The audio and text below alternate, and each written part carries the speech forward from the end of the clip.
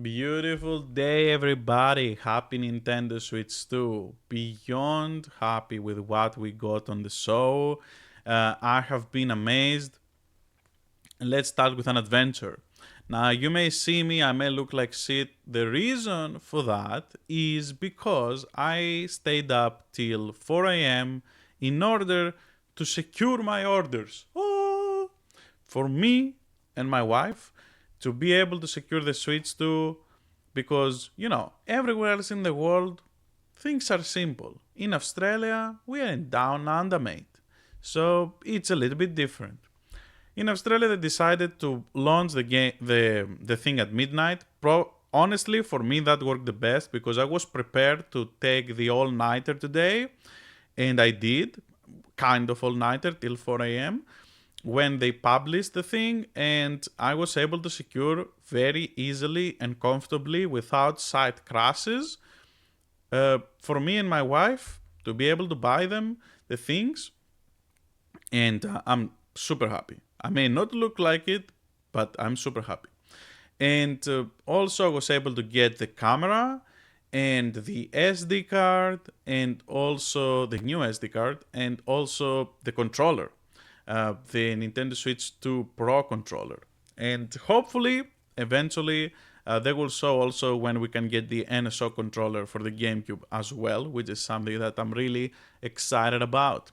Now, I'm not gonna talk about hardware and stuff because that is pretty much facts. Like, I'm just gonna skim around and say that I was really wowed. I was really surprised and wowed at the not the technical capabilities, but how much, because there was a lot of rumors about 130 hertz and all of this and that, and I was hoping that that will be true.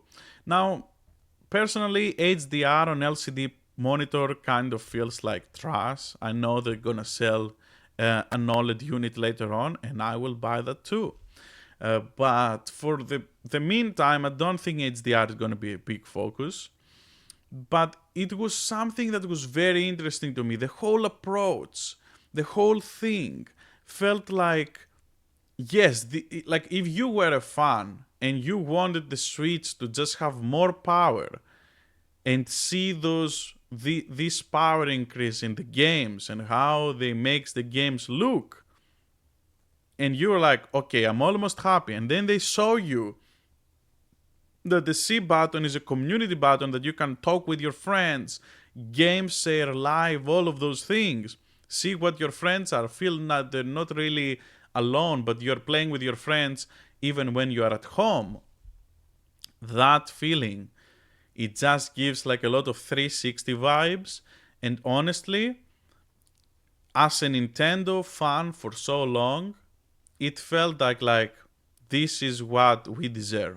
This is what I'm pretty sure this is what most people wanted out of this, um, and this is what they got. Like finally able to get some of features that were so neglected with the Nintendo Switch One, online features and all of that, and controller features and all of that as well. Now we have ability to finally listen from our controller inside, and to use our headphones, whatever headphones we want. There is a camera accessory which is really cool. It can even capture you. The new brick also here, it shows that it's just so easy. You can put it into another charger as well, and you don't have to rely to the specific plug. So that is really cool. Now let's go to the games. The games, for me, it was one of the most amazing things. Like, it was non-stop nailing it part. But my favorite things were MK Worlds, first of all, which I already got the bundle with that, and I was super excited when I saw all this expressiveness that the characters are getting out. It's like all of them jumped through Mario Wonder, and they brought them all over from there. That expressiveness, that style, that you can have costumes and you can look quirky, you can look different. not always the same. When you're playing Mario Kart, that was one of my complaints. You don't really have any customization on the character outside of the cart and everything like that.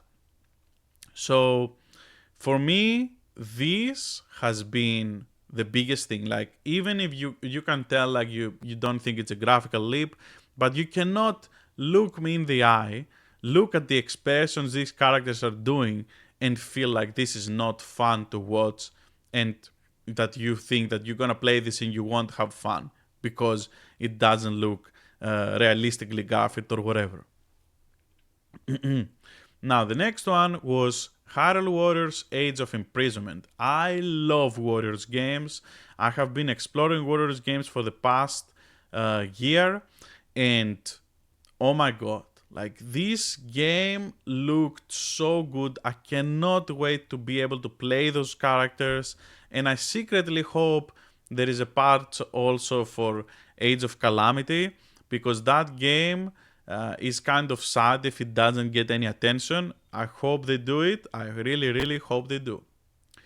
Now, Elden Ring, another also game that I was really excited to see immediately. Elden Ring, and the new game from From Software. That game, I forgot the name, but it was the new thing that is kind of a PvP PvE experience. I have no idea what it's gonna be like. Next, we go to Street Fighter 6, which I knew from the start. If this comes to this console, it's gonna have some wacky motion controls to have fun and just enjoy the game, and it did. And I saw that, and I was like, I knew it. And definitely gonna try it with my wife, and it's gonna be really fun. Now, my wife's favorite franchise got a huge thing. Yakuza 0 Director's Cut, with so many new things and multiplayer stuff added. My god, we have planned to watch this after she comes back from work, and this is going to be just, I know she's going to go crazy with this, because Yakuza is like one of her favorite franchises, and I just look so forward to just enjoy this together and share the experiment with each other. Next, there was, of course, Donkey Kong Bonanza. That was something really fun. And I really loved the expressions as well, the art style. I don't know how to feel about the open world. Not really open, I'm not sure if it's open world, but the thing that you can interact with the whole world and you can make tunnels and stuff like that. I really want to see it, how it is. But it's from the Mario Odyssey team, so whatever it is gonna be good. I don't have any doubts. They know how to make games, so that's fine. But the biggest thing that made me surprised so much was Breath of the Wild and Tears of the Kingdom. They're gonna get, of course, native versions on the Switch too, with upgraded visuals, upgraded frame rates, and all of that. But the coolest thing that I thought that you could do with those games was to be able to have those phone apps. Now, you may think, why would you need a phone app for the game? You don't really need it, but it's about that, what you can do with it.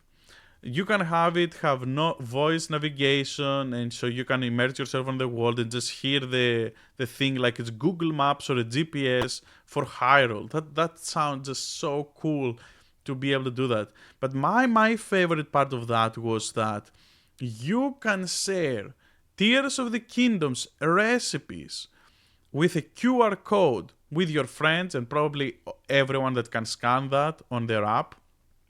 And it just feels so cool that you are able to do something like that. To be able to get on your phone and immediately just have someone's recipe, not try to do it so complicated. As long as you have the stuff, you can make it. And who knows what we're gonna see with this, right? To be able to share, people share their creation. They have been doing it ever since TOTK came out. But I'm sure that this is gonna go to the next level with this. I'm very surprised that there was no any indication for TOTK that it's gonna receive a DLC or something like that, that is going to have, something new for the Switch 2. But yeah, I mean, it is what it is. Still, the game is pretty fantastic, right? And a lot of people haven't experienced it, so maybe they're gonna drop something in the future. Because I'm pretty sure there's gonna be a lot of drip feeding in this console. Now, to my insanity, this is like almost broke when I saw that. They showed that and that was crazy, you can get the GameCube, finally GameCube. Because I was looking the other day and I was so mad. I was looking at Path of Radiance and it's staring at me on eBay for $500. I will never buy that for $500. Don't even try. And I see it being on the launch lineup for the GameCube stuff, and I'm like, all right, this is all happening as I wanted. It's like, it just felt like what you wanted all this time, it's happening right now. That's how I felt. And after being able to secure 2 consoles and all of the accessories that I wanted, I just feel pristine. I feel amazing.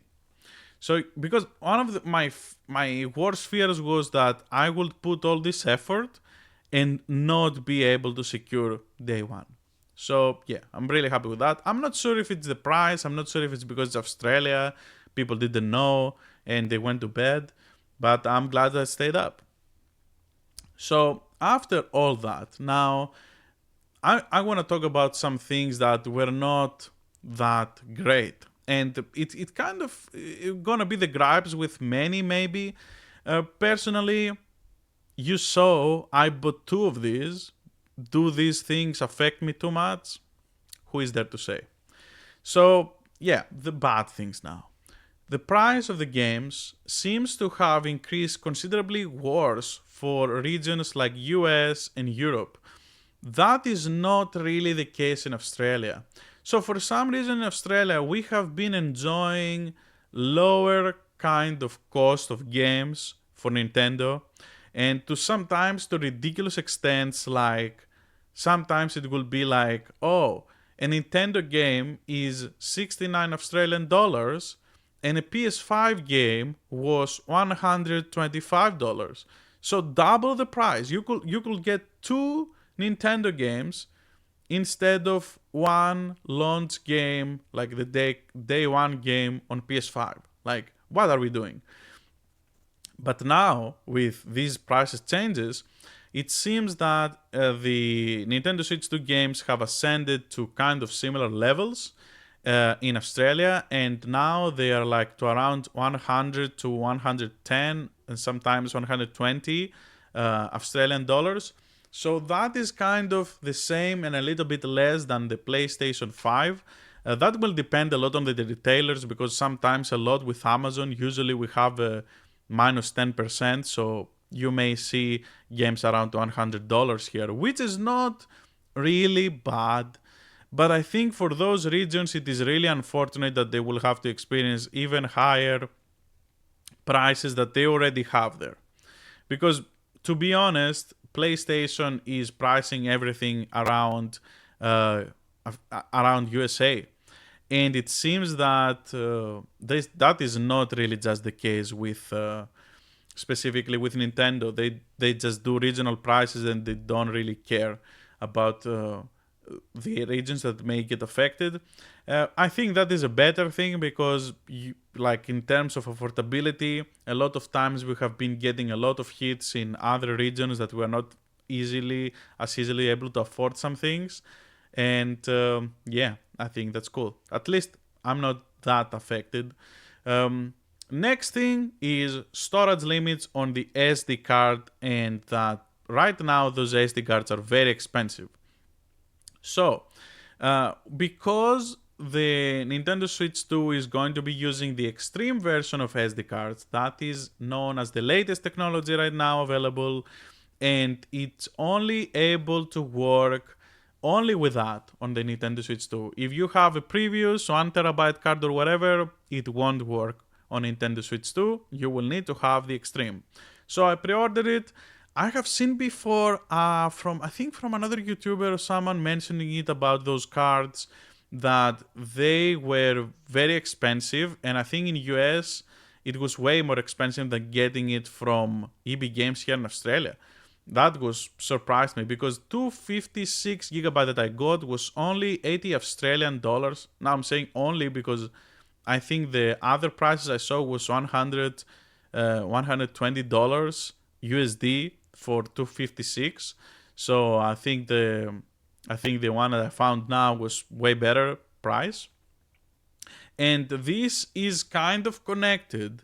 This kind of the pricing issue with the storage cards right now is connected to getting those cards that they show that it's going to be only a digital key inside, because it may not make sense how much they will have to pay for those cards to be full with game data instead of, getting something else that is cheaper in order to make it to work, like just to have a game code inside and then you're able to play it like that instead of putting the code in. So I don't know specifically for that. Is it kind of weird? It's the same as code in a box. I don't really see it that differently. Hopefully not too many games they're gonna have that. From what I saw in Australia, retailers Bravely Default and Street Fighter 6 are going to have code in a box kind of situation, that game key thing. So there is that. And yeah, that is not the best. And to be honest, I see this keep going for the next 1 to 2 years. The SD cards are like SSDs, are like any kind of storage technology. The moment it comes out, 256 is gonna be super expensive because it's really fast compared to everything else. And then in 1 2 years, price is gonna start dropping, and you will want, of course, to keep watch on big Amazon sales because the SD cards there always go very low. Eventually, we will be able to upgrade to 1 to 2 terabytes like everything else. But until then, it's gonna be a while. And you definitely gonna buy. You can buy it, but you will have to buy it for $200. So probably not. Probably not. And to be honest, also with the launch lineup, like, do you really need all this storage? Like, is there gonna be all these games that you're gonna be playing simultaneously? Probably not. So yeah, I will suggest, if you can, keep buying physical as long as they can provide it. Now, some other people have a little bit problem with the price of the console, and the price of the console for me seemed a little bit higher than what I was expecting. I was expecting $399 USD. In Australia, this translated to $699 for the non-game one, and 700 something for the one with the game. It was not that terrible. It was fine. Now, the worst out of everything is region lock. Now, I have a secret copy for this region lock situation. Is mostly because they don't want to deal with people trying to import from Japan, trying to get those consoles from Japan and those games from Japan, that they are trying to be more affordable, because they know this is a Japanese company. They know the situation there is not good economically. So they're trying to adjust to their economy, and while yes, people in US and other regions paying more, that is how it is right now with the Switch One as well. As I made it a video before about buying guide for the Nintendo Switch Lite, and you could see that the Hyrule edition there is just way cheaper than what you get it in the US. So this is nothing really new. Nintendo always was doing regional pricing ever since the Switch. So this region lock, I don't really like it because this may cut me off from some digital games that I have, that you probably won't be able to connect your Japanese account and be able to play them. You will have to only play them on the Switch One. But I'm pretty sure this happens because you saw the other moves that they did earlier. They tried to cut off all of people trying to access the eShop, the Japanese eShop, and buy the games for those cheaper prices because the Japanese yen is down compared to other currencies right now.